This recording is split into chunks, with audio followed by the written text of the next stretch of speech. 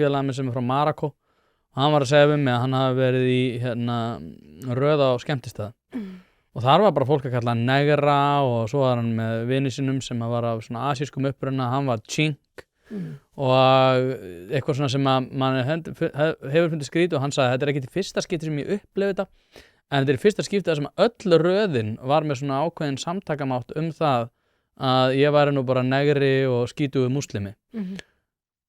Mér veist bara ömurlegt að heyra þetta og ég þykist vita það hafandi alist hérna upp að maður hefur auðvitað séð svona tilfellandi dæmi þetta, maður hefur orðið alveg vitnað svona hegðun en hún hefur einmitt verið algjör undantekningar hegðun og mætt bara svona miklu félagslegu aðhaldi. Þú veist, það hefði aldrei verið þannig að einhver hópur hefði stutt við svona hegðun, þetta er bara einhver svona undantekningar. Þannig að ef að þróunin verið í hina áttina, ef þú getur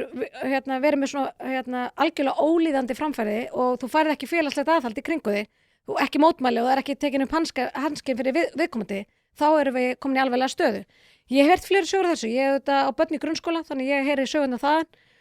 Ég heyri sögu nýlega á fótboltamóti þar sem að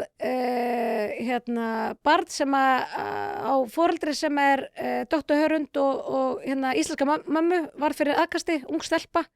og við eigum að stíga mjög fast í jarðar og við eigum að spyrna mjög fast við fótum gagnvart svona hegðun og þá skiptir auðvitað máli meðalans hvernig við stjórnmálamenn tölum því að við auðvitað sitjum ákveði fordæmi, við erum allstaðar að gasa svona eins og ég er að gera hér við erum greiðan aðgang þó þú hafa náttúrulega ekki viljað fá mig hingað oft að við erum mörg hver greiðan aðgang að fjölmiðlum og ágætis hljómgrunn og hlustendur þannig að við þurfum að vanda okkur mjög vel hvernig við tölum því að það er hlusta eftir og þess vegna meðal annars þegar við erum að ræða